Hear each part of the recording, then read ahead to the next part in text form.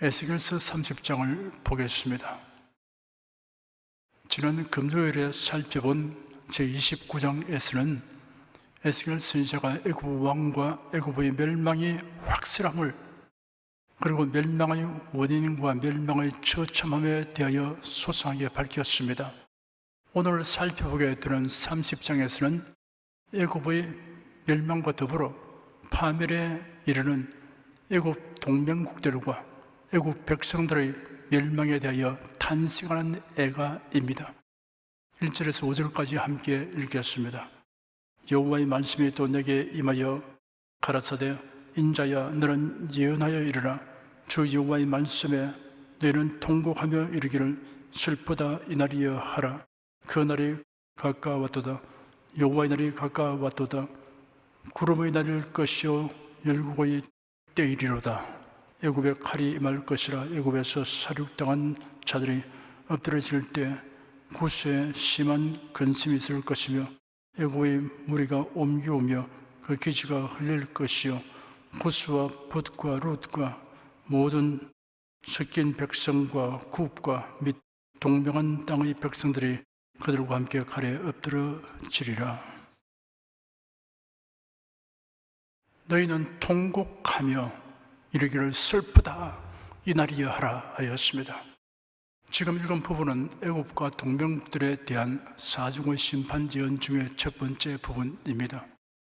여기서 통곡하며 라는 말은 두려움과 슬픔으로 인하여 울부짖음을 나타냅니다.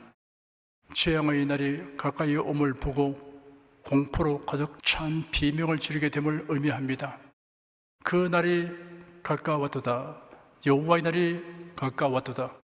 구름의 날일 것이요 열국의 때이리로다 하였습니다. 그 날, 여호와의 날, 구름의 날, 열국의 때라고 하여 그 날이 구체적으로 어떠한 날인가를 명료하게 묘사하였습니다. 여호와의 날이란 하나님의 징벌의 날이며 궁극적으로는 종말의 심판이 임하는 날을 가리킵니다. 구름의 날이란 어두운 날을 의미하는 상징적 표현입니다. 요엘서에도 시온에서 나팔을 불며 나의 성산에서 호각을 불어 이 땅 거민으로 다 떨게 할지니 이런 여호와의 날이 이르게 됨이니라. 이제 임박하였으니 곧 어둡고 캄캄한 날이요 빽빽한 구름이 낀 날이라 하였습니다. 스바냐 1장에는 여호와의 큰 날이 가깝도다. 가깝고도 심히 빠르도다. 여호와의 나라의 소리로다. 용사가 거기서 심히 애곡하는도다. 그 날은 분노의 날이요 환난과 고통의 날이요 황무와 폐괴의 날이요 캄캄하고 어두운 날이요 구름과 흑암의 날이요 하였습니다. 열국의 때란 열방에 대한 심판의 때라는 말입니다. 이날에 애굽의 권세가 꺾일 뿐만 아니라 애굽과 동맹 관계를 맺은 모든 나라들에게 심판이 임할 것을 나타냅니다.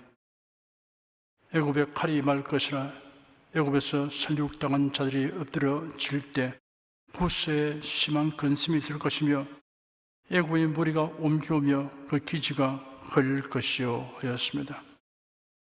애굽은 침략자들의 칼에 의하여 백성들이 살육당하고 재화는 빼앗기며 사회를 지탱하는 모든 기반이 무너지게 될 것이라고 하였습니다. 이때 구스에 심한 근심이 있을 것이라고 하였습니다. 구스는 지리적으로는 애굽의 남쪽 국경과 맞닿은 인접국가입니다. 오늘날의 에티오피아입니다. 그러니 마치 산불이 확산되듯이 화가 그들에게 밀어 닥칠 것을 예상하고 큰 근심을 하게 될 것이라고 하였습니다. 구스와 붓과 룻과 모든 섞인 백성과 굽과 및 동명한 땅의 백성들이 그들과 함께 칼에 엎드러지리라 하였습니다. 이 나라들은 애굽과 동명한 아프리카 지역의 여러 나라들과 백성입니다. 이들도 바벨론의 공격을 당하여 참화를 겪게 됩니다. 이들이 하나님의 심판을 당하는 이유는 애굽과 함께 정치, 문화, 종교, 군사적으로 이스라엘의 신앙 쇠퇴에 영향을 미쳤기 때문입니다. 6절에서 9절까지 함께 읽겠습니다. 나 여호와가 말하노라.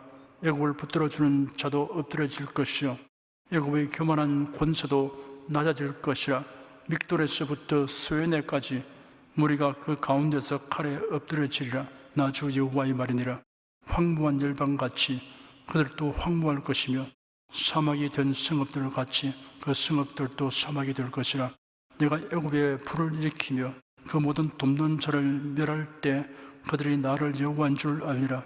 그날의 사자들이 내 앞에서 배로 나아가서 염려 없는 구스 사람을 두렵게 하리니 애굽의 지향의 날과 같이 그들에게도 심한 근심이 있으리라. 이것이 오리로다. 애굽을 붙들어 주는 사람, 애굽을 이끌어 나가는 왕과 관리들, 그리고 장군들과 군사들을 가리킵니다. 애굽의 교만한 권세란 애굽 왕 바로가 자신을 신격화한 것으로 절정에 이르게 됩니다. 애굽의 번영에 큰 역할을 하는 나일강을 자신이 만든 것이라고 말하는 정도로 교만하였습니다. 사람과의 관계에서 겸손하고 교양 있는 사람이라도 하나님의 창조를 인정하지 않고 만물의 존재 원인을 우연과 오랜 세월이라고 말하는 사람은 애굽 왕 바로와 동질의 교만한 정신을 가진 사람입니다. 애굽을 붙들어주는 자와 애굽의 교만한 권세가 다 엎드려질 것이라고 하였습니다. 믹돌에서부터 수에네까지는 애굽 전 지역을 가리키는 관용어입니다. 마치 이스라엘 전 지역을 말할 때 다안에서 브엘세바까지라고 형용하는 것과 같습니다. 그 날에 사자들이 내 앞에서 배로 나아가서 구스 사람을 두렵게 하리니 하였습니다. 애굽이 점령당한 소식이 여러 나라에 알려지는 과정을 묘사한 것입니다. 오늘날에는 교통기관을 통해 소식이 전파되기 전에 발달된 통신수단으로 실시간 소식이 전 세계 방방곡곡으로 전해지고 있습니다. 당시는 말이 가장 빠른 통신수단이었습니다. 혹은 강이나 바다를 운행하는 배가 통신수단이었습니다. 애굽의 폐망 소식은 나일강을 왕래하는 선박에 의해서 구스로 속에 알려졌으며 이 소식을 접한 구스 사람들이 두려움과 근심에 사로잡히게 됩니다. 10절에서 12절까지 함께 읽겠습니다. 나 주 여호와가 말하노라. 내가 또 바벨론 왕 느부갓네살의 손으로 애굽 무리들을 끊으리니 그가 열국 중에 강포한 자기의 군대를 거느리고 와서 그 땅을 멸할 때 칼을 빼어 애굽을 쳐서 사륙당한 자로 땅에 가득하게 하리라. 내가 그 모든 강을 말리우고 그 땅을 악인의 손에 팔겠으며 타국 사람의 손으로 그 땅과 그 가운데 있는 모든 것을 황무케 하리라. 나 여호와의 말이니라. 바벨론 왕 느부갓네살의 손으로 애굽 무리들을 끊으리니 하였습니다. 하나님께서 나라들을 심판하시는 도구로 바벨론 왕 느부갓네살을 사용하신다는 것을 밝혔습니다. 느부갓네살 왕이 군사를 이끌고 전쟁에 나서면 실로 파죽지세였습니다. 어느 왕이나 군대도 감히 대항하지 못하고 항복하였습니다. 정복하고 또 정복하여 광대한 영토를 가진 대제국이 되었습니다. 저항하는 나라들은 초토화 되었습니다. 바벨론 군대가 휩쓸고 가면 시산시해가 되었습니다. 시체가 산을 이루고 바다를 이루었습니다. 느부갓네살 왕은 가장 잔인한 군대를 데리고 가서 나라를 침략하였습니다. 13절에서 19절까지 함께 읽겠습니다. 나 주 여호와가 말하노라. 내가 그 우상들을 멸하며 신상들을 높 가운데서 끊으며 애굽 땅에서 왕이 다시 나지 못하게 하고 그 땅에 두려움이 있게 하리라. 내가 바드로스를 황무케 하며 소환의 불을 일으키며 노를 국문하며 내 분노를 애굽의 견고한 성 신에 쏟고 또 노의 무리를 끊을 것이라. 내가 애굽에 불을 일으키리니 신이 심히 근심할 것이며 노는 찢어 나뉠 것이며 노업은 날로 대적이 있을 것이며 아웬과 비베셋의 소년들은 칼에 엎드려질 것이며 그 성읍 거민들은 포로될 것이라. 내가 애국 멍에를 꺾으며 그 교만한 권세를 그 가운데서 거치게 할 때 저 앞 네헤스에서는 날이 어둡겠고 그 성읍에는 구름이 덮일 것이며 그 딸들은 포로될 것이라. 이와 같이 내가 애국을 국문하리니 그들이 나를 여호와인 줄 알리라 하시다 하라. 애굽은 각종 우상을 섬기는 나라였습니다. 수많은 신전과 신상들이 있었습니다. 이러한 것들을 멸절시키겠다고 하였습니다. 애굽의 중요 성읍과 요새의 이름을 열거하고 그리고 그 부속 성읍들까지 모두 황폐케 할 것이라고 하였습니다. 20절에서 26절까지 함께 읽겠습니다. 제11년 정월 7일에 여호와의 말씀이 내게 임하여 가라사대 인자여 내가 애굽 왕 바로의 팔을 꺾었더니 칼을 잡을 힘이 있도록 그것을 그저 삼이지도 못하였고 약을 붙여 삼이지도 못하였느니라. 그러므로 나 주 여호와가 말하노라 내가 애굽 왕 바로를 대적하여 그 두 팔 곧 성한 팔과 이미 꺾인 팔을 꺾어서 칼이 그 손에서 떨어지게 하고 애굽 사람을 열국 가운데로 흩으며 열방 가운데로 해칠지라. 내가 바벨론 왕의 팔을 견고하게 하고 내 칼을 그 손에 붙이려니와 내가 바로의 팔을 꺾으리니 그가 바벨론 왕 앞에서 고통하기를 죽게 상한 자의 고통하듯 하리라. 내가 바벨론 왕의 팔은 들어주고 바로의 팔은 떨어뜨릴 것이라. 내가 내 칼을 바벨론 왕의 손에 붙이고 그로 들어 애굽 땅을 치게 하리니 그들이 나를 여호와인 줄 알겠고 내가 애굽 사람을 열국 가운데로 흩으며 열방 가운데로 해치리니 그들이 나를 여호와인 줄 알리라. 제11년 정월 7일에 여호와의 말씀이 내게 임하여 가라사대 하였습니다. 유다의 여호야긴 왕이 바벨론으로 사로잡혀 간 주전 597년으로부터 11년 정월 7일은 주전 586년 1월 7일입니다. 예루살렘이 함락되기 불과 3개월 전에 받은 예언입니다. 인자야 내가 애굽 왕 바로의 팔을 꺾었더니 칼을 잡을 힘이 있도록 그것을 그저 삼이지도 못하였고 약을 붙여 삼이지도 못하였느니라. 그러므로 나 주 여호와가 말하노라 내가 애굽 왕 바로를 대적하여 그 두 팔 곧 성한 팔과 이미 꺾인 팔을 꺾어서 칼이 그 손에서 떨어지게 하고 라는 말씀은 애굽이 결정적인 타격을 입어 재기불능 상태가 될 것을 예언한 것입니다. 구체적인 사건 내용은 이러합니다.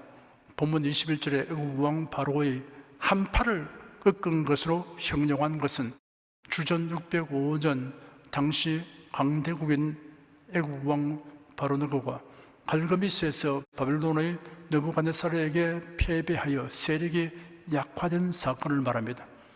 그 다음 22절에 두 팔, 곧 성한 팔과 이미 꺾인 팔을 꺾은 것은 예루살렘이 바벨론의 3차 침공으로 포위되었을 때 애굽 왕 호브라가 군사 원정을 하였다가 바벨론에게 패배한 사건을 말합니다. 결국 이런 패배로 인하여 애굽은 바벨론에게 중근동의 패권을 내어주어야 했고 애굽 왕 호브라는 신하들의 반란으로 죽임을 당하였습니다. 그 이후 바벨론의 막강한 군사력은 애굽을 재기불능 상태로 만들었습니다.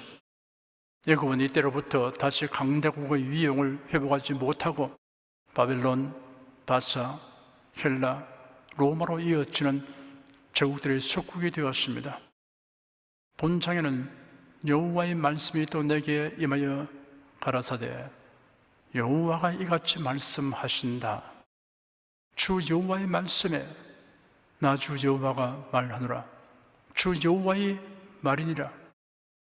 내가 그 모든 강을 말리우고 내가 애굽에 불을 보내고 내가 보낸 사신들이 배를 타고 나아가 내가 그 강들을 마른 땅으로 만들고 내가 애굽 멍에를 꺾으며 내가 우상들을 파괴하고 내가 애굽 땅에 두림을 주겠다. 내가 바드로스를 황폐하게 하고 내가 애굽을 국문하리니 내가 거기서 애굽의 멍에들을 꺾으며 내가 애굽을 심판하겠으니 내가 애굽 왕 바로의 팔을 부러뜨렸으니 내가 애굽 왕 바로를 대적하여 내가 바빌로니아의 왕의 팔들은 강하게 하고 그들은 내가 여호와인 것을 알 것이다. 나를 여호와인 줄 알리라. 그들이 내가 여호와인 것을 알 것이다 라는 말씀이 잇따라 기록되었습니다. 여기에 우리가 깊이 명심해야 할 교훈이 있습니다. 첫째, 나라의 흥망성쇠는 하나님의 주권과 정하신 뜻에 의하여 되는 것이다 라는 교훈입니다. 둘째, 하나님의 징벌은 사람들의 회개하도록 하기 위함이며 또한 징벌하신 이가 하나님이신 것을 알게 하기 위함이다 라는 교훈입니다. 기도하겠습니다.